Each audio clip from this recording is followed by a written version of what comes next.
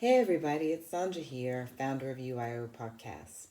Apologies for not connecting last week or perhaps answering messages via social media, which is a good segue to talk about the importance of nurturing relationships during this crisis.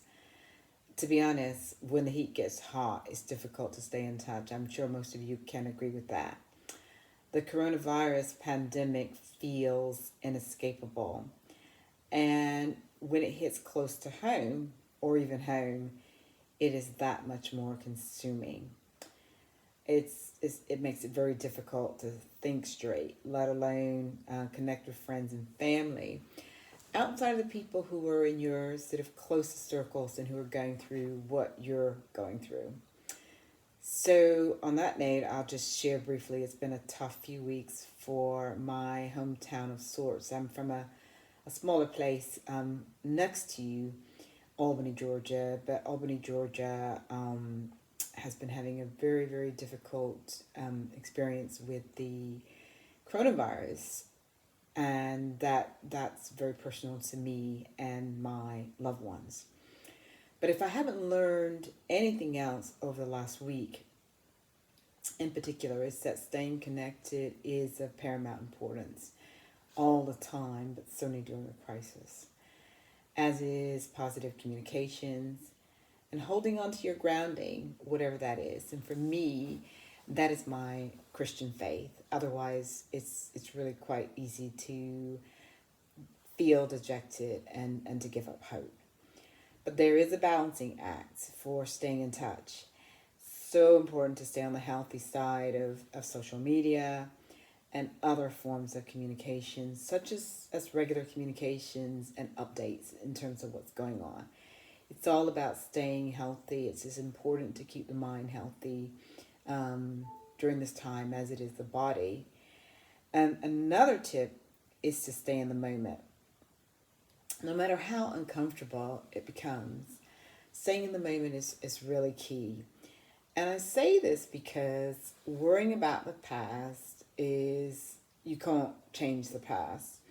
And trying to predict the future makes matters worse and it triggers anxiety. So all of the sort of triggers start happening and anxiety, we get into that anxiety loop.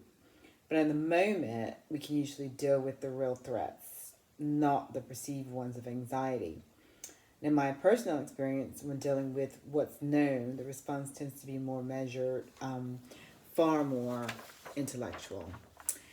And I remember the incident with my finger. You might remember it as well. In January, I got my finger trapped in my dad's garage door. And I survived that moment or 20 minutes by staying in the moment, as uncomfortable as it was. Instead of berating myself for putting myself in that position or thinking about the future or trying to predict whether I was going to have a finger or not, I just had to stay in the moment and deal with what I knew. And it was the certainty of that situation that brought me through. Anyhow, today is a new day. And even if there's no sunshine where you are, a new day brings new hope and new opportunity. And I think that's very exciting. On that note, I have some very exciting news for you. UIO Podcast is coming out with our first of our special podcasts this week, tomorrow, on friendship, on nurturing friendships during a crisis. So keep watching this space, and I have a great conversation in that podcast with parenting expert Sue Atkins on the importance of friendships, and we talk about particularly now during this crisis. We talk about what you can do to build resilience for yourself and to offer support to your friends during these uncertain times. Key points. I think everything about the podcast is key. Sue had some wonderful information to share with us, and we're just so pleased that we could do that via UIO podcast. But some of the things that some of the tips that she offered includes reframing situations. Instead of feeling overwhelmed, focus on gratitude. instead of hanging out with your friends in person, we can't do that right now owing to social distancing because it's important to not spread this virus. Hang out with them online, but keep it healthy and also befriend parents and siblings. Hang out with them, doing some cool things like maybe going through photo albums and just doing some things and learning to appreciate your family. So that makes some lovely um, experiences and makes people closer and makes lovely memories as well.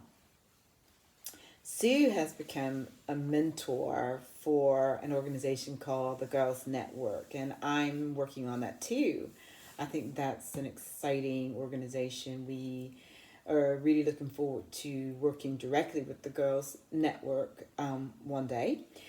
But if you want to look into um, mentoring in terms of you as a teenage girl, maybe having a mentor during this difficult time, check out thegirlsnetwork.org.uk. That's for here in the UK because they're doing some lovely virtual online things right now.